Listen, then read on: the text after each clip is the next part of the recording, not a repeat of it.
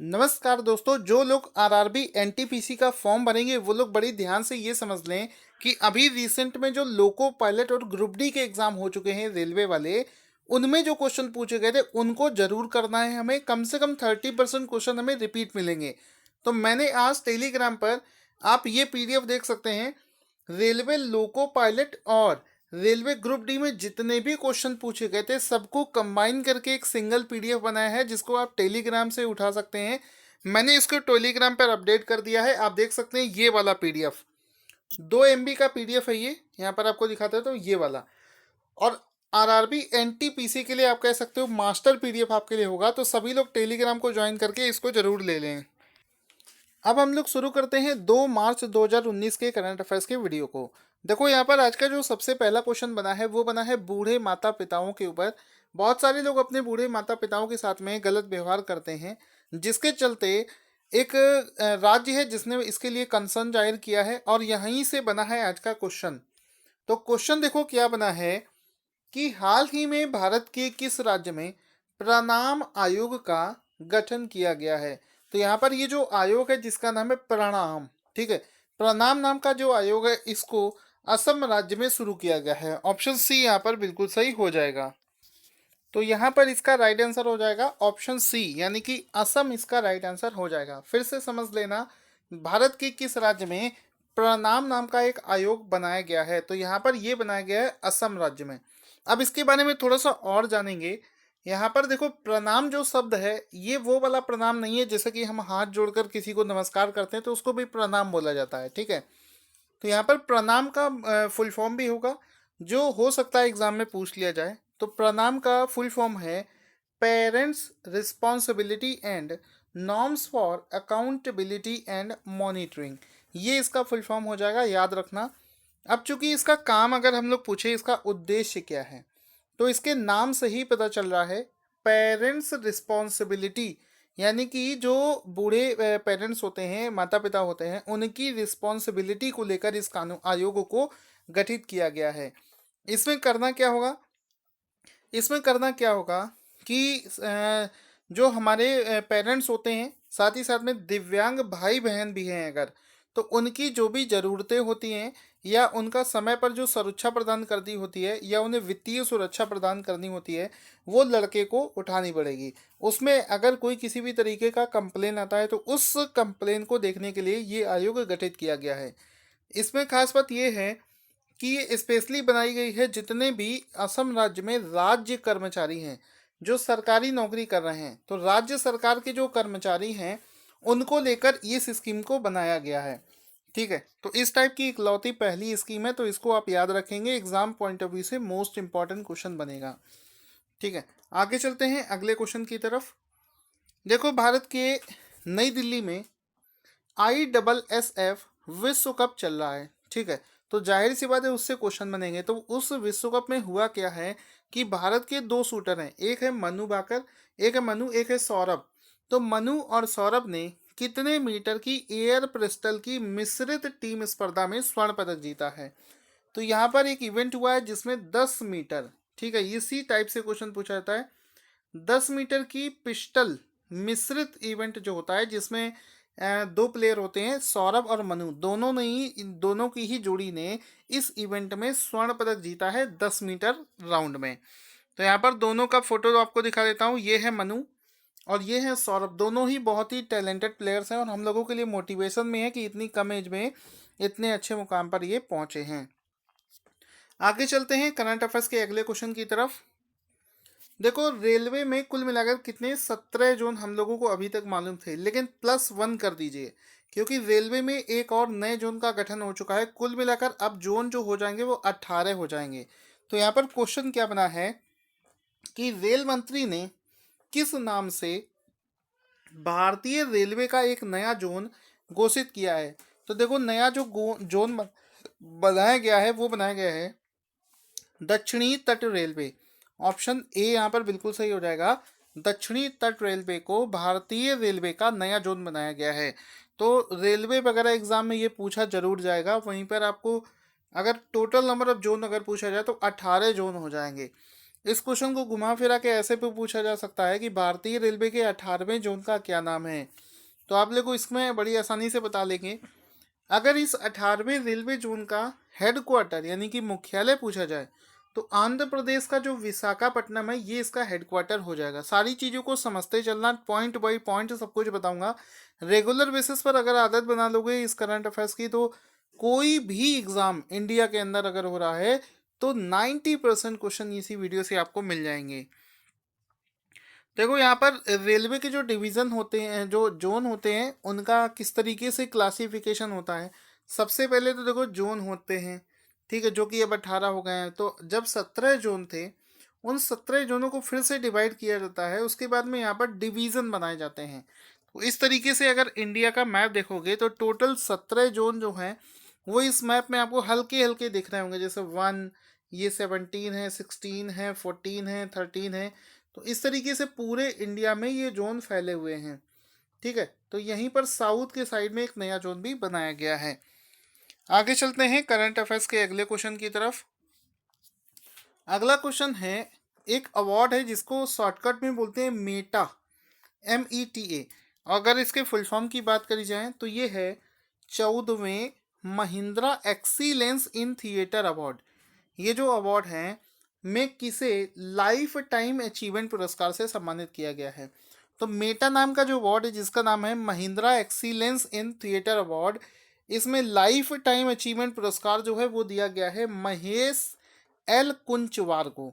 Option A यहाँ पर बिल्कुल सही हो जाएगा। महेश एल कुंचवार को यहाँ पर मेटा अवार्ड से, मेटा लाइफ टाइम अवार्ड से सम्मानित किया गया है। क्वेश्चन को यहीं पर याद करते चलना, 10 मिनट में आपको याद होने चाहिए सारे क्वेश्चंस। तो यहाँ पर इनको दिखा देते हैं। ये जो महेश एल कुंचवार हैं ये है कौन। ये एक्चुअल में रंगमंच के बहुत ही अच्छे प्रतिभावान व्यक्ति हैं जिनका फोटो आप यहाँ पर देख रहे होंगे, ठीक है। तो इनको कौन सा अवार्ड मिला है, मेटा की तरफ से लाइफ टाइम अचीवमेंट पुरस्कार इनको दिया गया है। अगले क्वेश्चन की तरफ चलते हैं। मोहम्मद बुहारी फिर से किस देश के राष्ट्रपति चुने गए हैं, यानी कि पहले से भी राष्ट्रपति थे और फिर से उनको राष्ट्रपति चुना गया है। तो यहाँ पर ये जो मोहम्मद बुहारी हैं ये नाइजीरिया नाम के देश के फिर से राष्ट्रपति बनाए गए हैं। ऑप्शन सी यहाँ पर बिल्कुल सही हो जाएगा। अगर वर्ल्ड के मैप में नाइजीरिया देखें तो सबसे पहले देखो ये पूरा वर्ल्ड का मैप है, इसमें साउथ यहाँ पर ये अफ्रीकन कॉन्टिनेंट में अब जब आप जाएंगे तो ये लाल कलर से जो आपको देश दिख रहा है अफ्रीकन कॉन्टिनेंट में, दैट इज कॉल्ड नाइजीरिया। आगे चलते हैं करंट अफेयर्स के क्वेश्चन में। अगला क्वेश्चन है, प्रकाश जावड़ेकर ने युवाओं में कौशल विकास के जरिए उन्हें काबिल बनाने के लिए किस पोर्टल को लॉन्च किया है। तो यहाँ पर एक पोर्टल लॉन्च किया गया है जिसका नाम है श्रेयस। फिर से देखेंगे, युवाओं में कौशल विकास के जरिए उन्हें काबिल बनाने के लिए एक पोर्टल जारी किया गया है जिसका नाम है श्रेयस नाम का पोर्टल, ठीक है। कौशल विकास होता क्या है, देखो कौशल विकास ये होता है कि जैसे हम लोग कोई भी कोर्स कर रहे हैं, जैसे पॉलीटेक्निक कर रहे हैं या ITI करते हैं, तो हम लोगों को थियोरेटिकल नॉलेज होता है। तो कौशल विकास में क्या होता है कि आपकी जैसे ब्रांच है इलेक्ट्रिकल, तो इलेक्ट्रिकल से संबंधित प्रैक्टिकली आपको नॉलेज दी जाएगी सो दैट आप किसी भी इंडस्ट्री में जल्दी से जल्दी जॉब पा सकें। और जितना हमारा यूथ है इंडिया का, अगर इस सरकार का उद्देश्य है कि सभी को अगर कौशल विकास में ट्रेनिंग मिलेगी तो क्या होगा कि उनमें एक टैलेंट जागेगा, वो एक इंडस्ट्री में काम करने के लिए सक्षम हो जाएंगे। तो श्रेयस नाम का यहाँ पर एक पोर्टल बनाया गया है। तो यहाँ पर कुछ और जानते हैं इसके बारे में। यहाँ पर ये जो श्रेयस स्कीम है इसका भी फुल फॉर्म पूछा जा सकता है, दैट इज एस का मतलब होगा scheme for higher education youth for apprenticeship and skill. ये इसका फुल फॉर्म हो जाएगा श्रेयस का, ठीक है। तो यहाँ पर ये देखो इसको हम लोग देखेंगे, साथ ही साथ में उस इवेंट का फोटो भी देख लेंगे जो कि वहाँ पर ऑर्गेनाइज किया गया था। यहाँ पर साफ साफ बड़े शब्दों में लिखा है श्रेयस, और प्रकाश जावड़ेकर भी वहाँ पर मौजूद है, ठीक है।